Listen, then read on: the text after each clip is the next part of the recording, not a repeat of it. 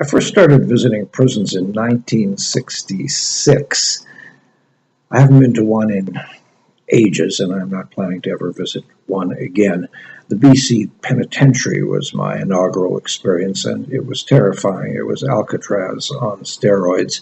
I tried to be cool and just cool, but I wasn't. I was scared silly. All the guards were armed all the time, and all the inmates looked crazy or stoned or both or on drugs, deep into planning their next assault on the ordinary things of life. It didn't take me too long to understand some basics about prisons in Canada. There are more drugs in prisons than there are on the street.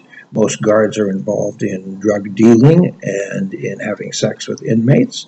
And guys who are labeled model prisoners are the last people you want to work with because they're either psychopaths or people pleasers, and you can't get anywhere with them. The people you want to work with are the ones who are noisy and violent and drive the institution up a tree because at least they're alive. Now here's the real kicker. 1 to 3% of all prison inmates should be there, and that group should be there for life. These are the rapists, murderers, serial killers, flat-out crazies for whom there never will be a pill for redemption. In 1976, in a vote of Parliament, a Canadian society banned capital punishment. That's fine with me because I don't want to be a killer. But there is this small group of wackos who are a relentless and unending public danger, and they should not ever be allowed outside those walls. Of course, modern psychiatry has decided that everybody is redeemable, and we regularly let these nut jobs back into the community on day passes and paroles, and with equal regularity, these guys kill again. But let's focus on the 98% of inmates who could be saved because they're just plain goofs and they make lousy choices and they make them consistently. And these poor schleps are usually more of a danger to themselves than to anyone else.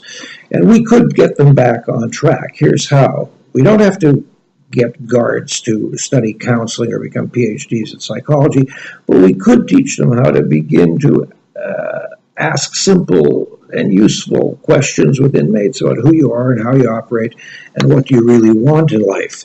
There is exactly such a ward in the Nanaimo Regional Correctional Center in British Columbia that has been doing exactly that for several years, and they're experiencing terrific success. Why aren't institutions across the country following suit? Could it be that politicians don't see prisoners as a significant voting constituency and that the only thing politicians are interested in is more votes? Yeah, maybe that's why absolutely nothing in corrections has changed in 50 years. PICKLE. Saul Alinsky said it first and said it best. Power changes when it is shown that the cost of not changing, power changes when it is shown that the cost of not changing is too great.